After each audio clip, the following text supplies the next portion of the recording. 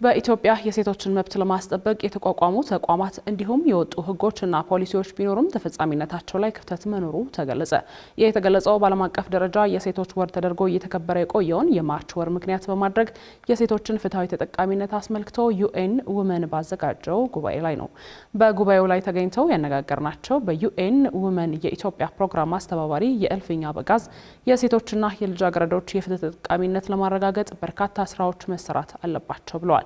ሰላማዊት ሽፈራው ያዘጋጀችውን ዘገባ አቤል አበባ ያቀርበዋል።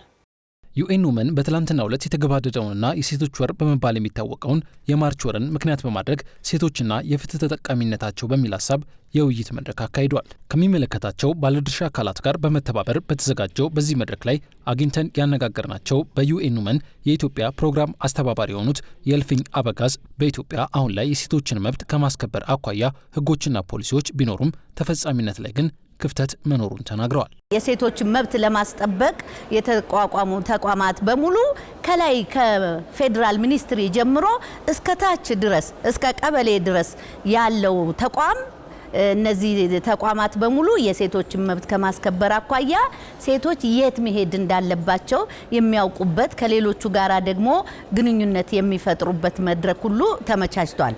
ይሄ በጣም ጥሩ ነገር ነው እንደ ሀገር። ሆኖም ግን ተግባራዊነቱ ላይ እነዛን ፖሊሲዎች እነዛን ህጎች ወደ መሬት አውርደን ለስንት ሴቶች ፍትህ አምጥተናል?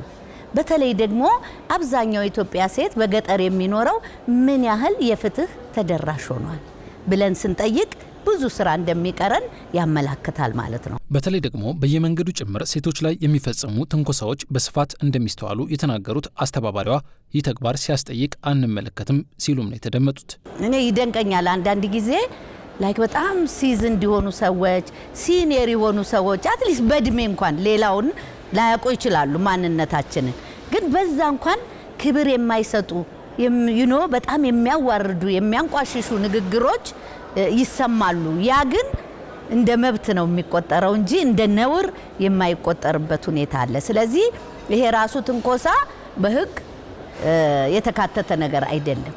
ስለዚህ እነዚህ አይነት ክፍተቶች በግድ በሂደት እየሞላናቸው እንሄዳለን። የኔ ግን ትልቁ ችግሬ እሱ እንዳለ ሆኖ እሱ መደረግ አለ፣ ክፍተቶች መሞላት አለባቸው። ግን ያሉት ህጎች እንኳን ወደ ታች ወርደው በተግባር ለሴቶች ምን አይነት አወንታዊ ተጽዕኖ እያሳደሩ ነው የሚለውን ለማየት ህጎቹ ኢንፎርስ መደረግ አለባቸው፣ ተግባራዊ መደረግ አለባቸው። ያ ትልቁ ቻሌንጃችን ነው። በሌላ በኩል ደግሞ ሴቶች ላይ የተለያዩ ጥቃቶች ሲፈጸሙ ጥቃት የተፈጸመባትን ሴት ጥፋት እንደ ምክንያት የሚያነሱ የማህበረሰብ ክፍሎች መኖራቸው ሌላኛው የሴቶችን የፍትህ ተጠቃሚነት ጥያቄ ውስጥ የሚከት መሆኑን ነው የጠቀሱት። አንድ ሴት ልጅ ተጠቃች ሲባል ወደ ሰዎች አይምሮ የሚመጣው ምን አርጋው ይሆን? ከርታው ይሆናል። ምን አይነት አለባበስ ነበራት? እንዴት ነበር አክት የምታረገው የሚል ነው እንጂ የሷ መብት መገሰስ እንደሌለበት ብዙ ጊዜ ወደ ሰዎች አስተሳሰብ አይመጣም። እና ወንዶች አሁን ለምሳሌ ወድጃት ነበር ብሎ ከገደለ ታዲያ ለምን ከዳችሁ? ይሄኔ ብዙ እሷ ላይ ገንዘብ አፍስሶ ሊሆን ይችላል። ያ ኤክስኪውዝ ሊሆን አይገባም በጭራሽ። እንደ ሰው የሰው መብት ማክበር አለብን አይደለ? የሴቶችን መብት ደግሞ የሰው መብት ማለት ነው። ስለዚህ እነዛ መብቶች የተሰጡን በተፈጥሮ ሰው በመሆናችን ነው።